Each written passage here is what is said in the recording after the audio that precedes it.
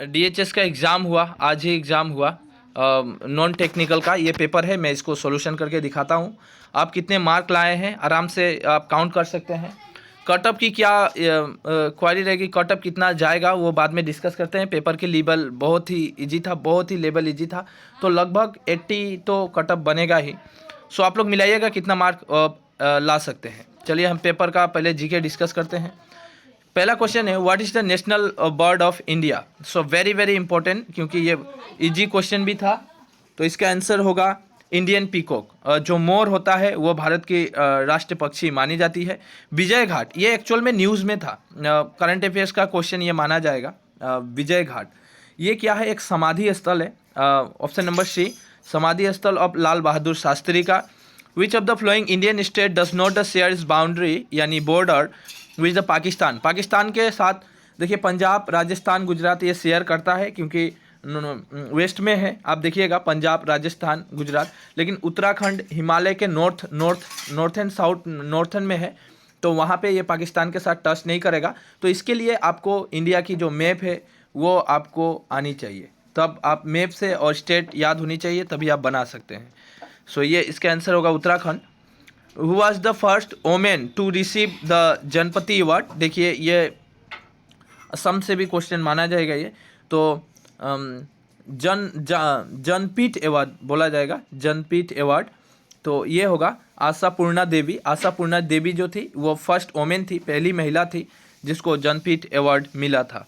Who compose the song the Vande Mataram. Vande Mataram के रचयिता कौन है, तो Bankim Chandra Chatterjee. Class 10th level का क्वेश्चन रहा है ये, और ये असम से दिया है। ये मैप से क्वेश्चन है, तो मैं बोल सकता हूँ कहाँ से क्वेश्चन दे रहा है।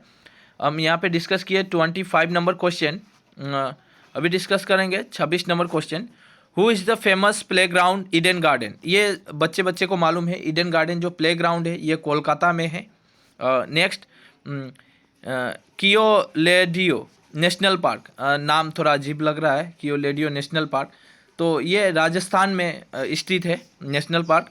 Which of the following sea port of the Indian is situated on the coast of the Arabian sea. ये होगा केनाडेला फोर्ट जो है वो अरेबियन सी के, मतलब अरेबियन सी के किनारे कोस्ट में है।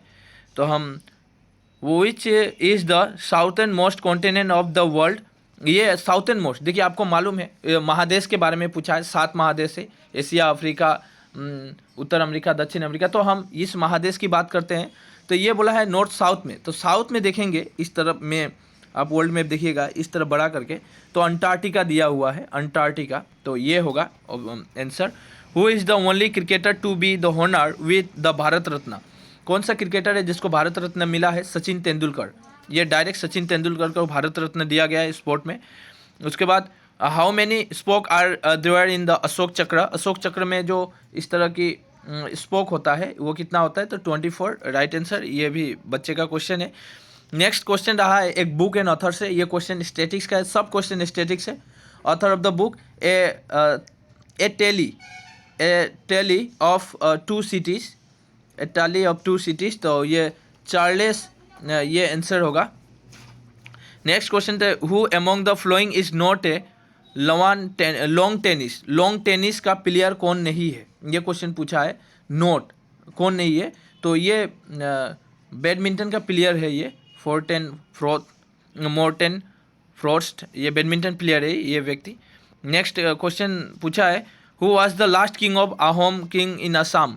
अहोम डायनेस्टी जो था उसका लास्ट किंग, फर्स्ट किंग था। मैं जितना भी वीडियो बनाया था इससे पहले, तो मैं बोला था ये क्वेश्चन देगा, इंपॉर्टेंट है, और वीडियो में मैं कह दिया था, पहले ही वीडियो बना चुका था इसका। तो पहला था चुकाफा और लास्ट किंग था Purandar Singh. So very important, अभी भी ये एग्जाम के लिए इंपॉर्टेंट रहेगा जो भी आने वाला एग्जाम है। Which of the following is not a folk dance of Assam. Assam देखिए, असम का झूमर जो है, असम का ये डांस नहीं है, झूमर होगा आंसर। नेक्स्ट 36 पे चलते हैं। Who among the following known of Rasraj. Lakhinath Bezbaruah को रसराज की उपाधि दी गई थी, रसराज के नाम से जाना जाता है। उसके बाद emperor Ashoka was the most famous of king.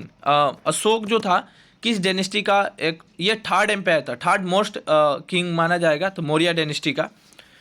उसके बाद एक्चुअल में ये भी याद रखना है, was the founder of Maurya dynasty, Chandragupta Maurya. का गुरु का नाम क्या था? चाणक्य। उन्होंने मौर्य डायनेस्टी बनाया था, चंद्रगुप्त मौर्य। चाणक्य उसके गुरु है, कौटिल्य के नाम से भी जाना जाता है। और इसी का एक तीसरा मोस्ट किंग था जिसका नाम था अशोक। अशोक कलिंग का युद्ध के समय उसने धर्म भी बदल दिया था। The second battle of the Panipat was fought during the region, ये अकबर के समय हुआ था, सेकेंड बैटल ऑफ पानीपत। देखिए क्वेश्चन कुछ दिन पहले DHS का एग्जाम हुआ था ग्रेड 4 का, तो वहाँ भी बैटल ऑफ पानीपत का फर्स्ट युद्ध के बारे में आया था और वहाँ भी मौर्य डायनेस्टी से क्वेश्चन आया था। मतलब क्वेश्चन एकदम सिमिलर है, टॉपिक कोई बदला नहीं है। नेशनल पार्क वहाँ भी था, यहाँ पे कॉन्स्टिट्यूशन का क्वेश्चन डाला है, वहाँ पे हमको कॉन्स्टिट्यूशन का क्वेश्चन देखने को नहीं मिला। ये इंडियन पॉलिटिकल का क्वेश्चन है। The first schedule of the Indian constitution, first schedule में क्या दर्शाया जाता है? यहाँ पे आपको लिस्ट मिलेगा, स्टेट एंड यूनियन टेरिटोरियल का लिस्ट मिलेगा। Option number 20 the right answer. 40 number who among the following act the chairman of Rajya Sabha of the Indian parliament.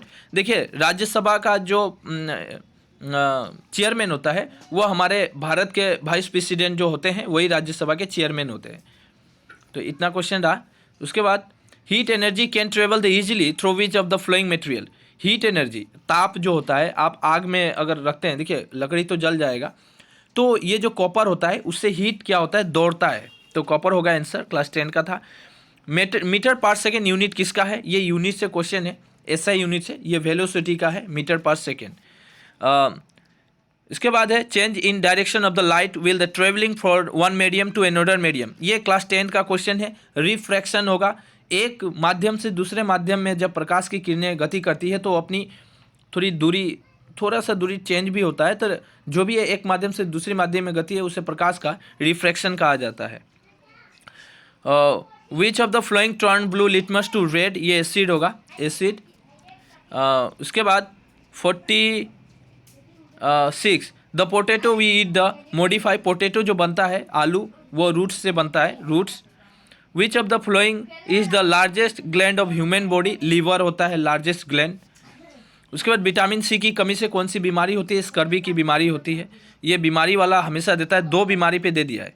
Cholera की बीमारी, कलेरा जो होता है किससे होता है? बैक्टीरिया के कारण होता है। तो आपको फंगल और बैक्टीरिया और वायरस से जो बीमारियां होती है ये याद रखना है, हमेशा पूछता है। अब है ओजोन लेयर में छिद्र जो हो जाता है, होल हो जाता है, जिससे अल्ट्रा वायरस रे हमारी पृथ्वी पर आती है। उसका मेन रीजन होता है क्लोरोफ्लोरोकार्बन, कार्बन डाइऑक्साइड और क्लोरोफ्लोरोकार्बन की मात्रा इतनी बढ़ती जा रही है कि ओजोन लेयर क्षय हो रहा है। तो आई होप कि इतना आप लोग मिलाए होंगे। यहाँ पे मैंने ओवरऑल 30 क्वेश्चन डिस्कस किया, पूरा सोल्यूशन दिया। अपना मार्क आप काउंटिंग कर लीजिए। जब 60 मार्क में एक क्वेश्चन अगर 2 मार्क का रहा है तो आपको कितना मार्क मिल रहा है? ठीक है, एक क्वेश्चन 2 मार्क का है तो कितना मार्क मिलता है? यानी मैंने ओवरऑल 60 मार्क का आंसर दिया यहाँ पे, तो आप लोग को कितना मार्क मिला है काउंट कीजिए। अभी मैं मैथ्स का सोल्यूशन दूंगा और इंग्लिश का। इंग्लिश ऑलरेडी पहले वाला रिपीट है, मैथ्स थोड़ी इजी है। मैथ्स थोड़ा सा मतलब SSC लेवल का है, तो मैथ्स को मैं ज़्यादा इजी भी नहीं बोलूँगा, वो मॉडरेट लेवल का मैथ्स ही कहा जाएगा। थोड़ा टफ ही था अगर देखा जाए ग्रेड 4 ग्रेड 3 की लेवल से। तो हम उसको डिस्कस करेंगे, अभी बना के देता हूँ। वीडियो को लाइक जरूर कीजिएगा। कोई भी प्रॉब्लम है, क्वेरी है, मुझसे पूछिए। कोई भी एग्जाम होने वाला है, मैं सब स्टैटिक्स कवर करते रहता हूँ। आप हमारे चैनल से बने रहें।